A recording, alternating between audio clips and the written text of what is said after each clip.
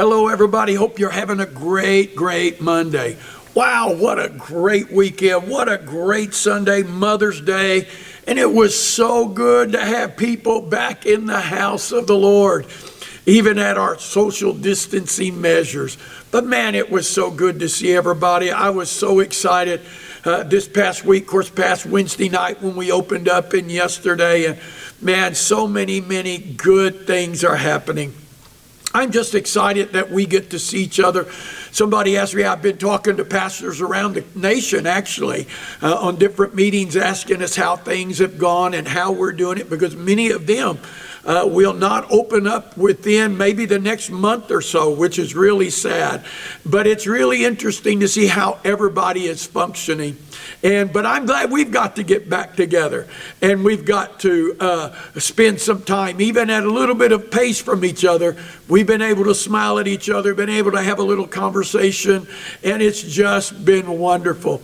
I want to speak to you on this Monday. I want to speak to you from the book of Psalms 91. I preached out of this just a couple of weeks ago. I probably already used it, but I'm going to use it again. It says in Psalms 91, "He that dwells in the secret place of the Most High shall abide under the shadow of the Almighty." And listen to what he said. "I will say of the Lord, He is my refuge, my fortress, my God, in whom I will trust." I believe that this is a psalm of David, but it's a psalm of covenant. That David is reminding the Lord of the covenant that God made with Israel, that made with his chosen people, that he is their God, he is their protector, he is their fortress. Now, I've been preaching a lot about covenant lately, and I'll be honest, I plan to keep preaching that way as long as the Lord keeps speaking to me, because I want to know how to be a covenant person and to walk out all the blessings of God. Well, I know it takes faith, right? Yes, Pastor, all we have to do is believe and have faith. That is a part of it. But I believe it's important what we are saying in this hour. Now, notice how he starts out. He who dwells, or he who has stake claim in the secret place, in the covering place of the Lord, of the Most High, shall abide under the shadow of the Almighty. And I will say, I believe it's important for you and I to speak the covenant promises of God every day. You mean I have to do it every day? Pastor, I want to tell you, listen, friend, if you're not speaking his promises, then what are you speaking? The Bible tells us that death and life are in the power of the tongue. I believe it is so important what is coming forth from our mouths. Now, I know for me, over these past few weeks, you've heard me say this over and over. I have shut the news off, because what I found is that all I'm hearing, listen, what I'm hearing is what COVID-19 is doing. What I'm hearing is how bad things are economically. What I'm hearing is how much death is around us.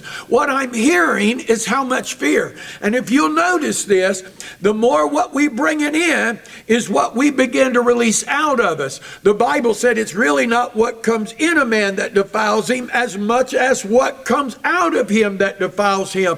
But I got news for you. If you're bringing it in, then most of the time that's all we're talking. So you know what's happening? We're living in fear. You know what we're doing? We're living in doubt and unbelief. You know what we're doing? We're living discouraged. We're living defeated instead of living in the blessing of the Lord. So my encouragement for you, for right now, and from the days ahead of us, get the promises of God. Man, I've been getting a hold of Deuteronomy chapter 28, where God said, I'm the head and not the tail.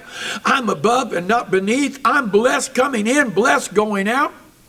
Everything I put my hand to is going to prosper. He also said this, when the enemy comes at me one way, he's got to flee before me seven. I would encourage you, if you have to mark up your Bible, I've marked my Bible up more in the last few weeks. I think I have, and I don't know when.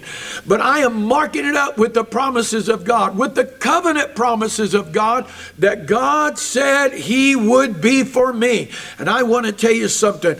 God will lavish us, even in the the midst of all the despair, God's blessing will supersede the trouble that we're in. I will say of the Lord. How about you?